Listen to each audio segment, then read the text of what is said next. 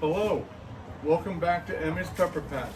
I'm Jerry, and today I want to talk to you about my container soil mix, what I put all my peppers into. I just want to go over the ingredients, how I mix them, and then the next video I'll start potting my plants into the final containers.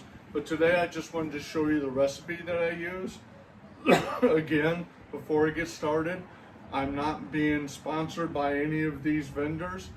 However, if you would like to sponsor me, I'd appreciate it. But I'm not recommending one vendor over the other. This is just the recipe that I use. And these are all available at my local big box store, except for some of the specialized fertilizer I'm going to show you. All right, so the final container soil needs to contain basically four things. It's going to contain an organic potting soil that 4 containers. Let's make sure it's 4 containers. And then it's going to have some kind of compost in it. Then it's going to have peat moss or coco coir, whatever you prefer. I know there's some controversy about using peat moss, but it's cheaper and it's readily available here in Texas. That's what we use. I am thinking about trying coco coir maybe next season, seeing if there's a difference. But that's the 3 main ingredients. And the organic soil is actually the medium that the roots will grow in, along with the compost and the peat moss. The peat moss or coco coir is in there for water retention. As you saw in my earlier videos, it starts out hydrophobic, but when you get it wet, it holds on to moisture longer. So in the containers, even in East Texas, the Zone 9B where I'm at, July, August, September, well over 100 degrees.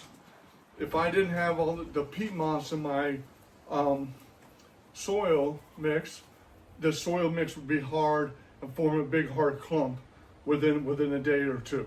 It gets that hot. So the peat moss helps retain that moisture so it stays moist longer, even though I am still watering every other day, or depending on how long it's been since it's rained, I've got to do it every day. The compost that I'm using is a manure compost. It is from Black Cow. That's the only compost manure that I use. It is Black Angus compost manure. And then I use an organic potting soil. Now I use all organic material, so our vegetables I don't use anything synthetic here. All right, so the ratios that I'll use 1 part of the organic potting soil, 1 part the manure compost, and then 1 part of the peat moss. Now, this particular potting mix that I use does have peat moss already in it. This is especially for moisture control. I'm starting to try this this year, plus it's already got some compost in it. I used to use Miracle-Gro's Performance Organics, what comes in the black bags, but I'm just trying something different because this comes with a lot more in it and it was cheaper. So I just wanted to see if there's a difference this year. So far, as you've seen in some of my garden updates, this has been working beautifully for me. So again, 1 part potting mix, 1 part compost manure, 1 part peat moss. Now, in addition to that, I add perlite. Perlite is a volcanic rock. It's very light. It's a white rock. What that does is, in the soil, keeps the soil from compacting into a big soil brick. If you just put soil in a pot, and after you've added water to it, if you stop watering it, it gets like your regular soil. It's just a hard rock, basically. That will kill the roots and kill the plants. By putting, again, 1 part, 1 part, 1 part, I'll put a 1/4 part of perlite in there. That keeps the soil from compressing too much where it will choke off your roots. I use a fine vermiculite. Vermiculite's also a volcanic rock, but it's different from perlite. What vermiculite does, it absorbs water into it. Therefore, if the water has nutrients from your compost and your fertilizers, etc., that will take that moisture into it. As your soil dries, that moisture is then pulled out of the vermiculite, giving you a little bit extra water and nutrients back into your system, so that it may give you maybe an extra few hours to a day until you get a water. But the vermiculite holds water and holds nutrients and minerals that your plants needs.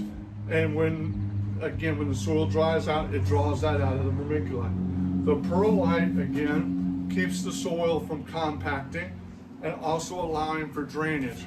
Remember, we don't want, even though the peat moss is put in there to retain water, we don't want the roots in the container mix, and I use cloth bags, which allows drainage right out the side. We don't want the roots sitting in water. We want the container soil moist, but we don't want it drowning in water. So the perlite will help it keep from compacting, but also allowing some of the water to drain out of it. As an addition to that basic mixture, again, one part, quarter part, I do earthworm castings.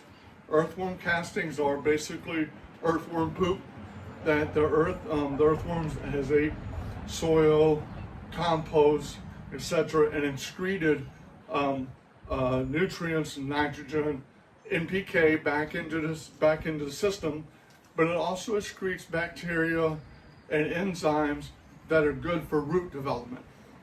So that's why I put in there about 1/10 of a part of earthworm castings. And then I've got dolomite lime here for all the extra trace minerals, some calcium, magnesium, etc. This also helps raise the pH because sometimes when I use the peat moss and the black cow, the pH can come down a little bit, making it a little acidic.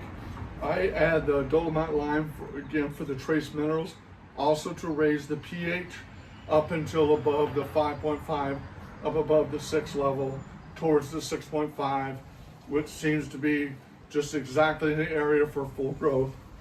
And then I do use a specialized fertilizer. I was using just bone meal and blood meal until I found M.I. Gardner. They have a trifecta fertilizer. It's a 5-10-4 NPK, but it's also got a lot of the trace minerals in it, calcium sulfate, magnesium sulfate, more lime, etc. in it, and also it's got myofungal enzymes, again, that promote root growth. Again, this is a 5-10-4. You can only find this at migardner.com. I will put a link in the bottom of the video to where you can find this at. The rest of these materials you can get at your local big box store. But this I'm trying, and I've noticed a significant increase in root growth, therefore in foliage growth. I do about a large handful. I'll do about 2 cups worth for this. And what's so special about this also is some of the minerals and enzymes in here are quick release, and some of them are long release, which means the quick release, as soon as they get wet and absorbed into the soil, the roots can then deal them up and the plants can have them. The slow release take a matter of months to break down, so it gives you that long-lasting feeding that your plants take, so that you don't have to give them all of their food like every week or every 2 weeks, even though we do that with a liquid fertilizer. But again, all of these are organic. There's nothing synthetic made here whatsoever, so all of my plants are considered organic. But I just wanted to cover this. Next, I'll set up the station, start mixing this so you can see how we mix it. Thank you.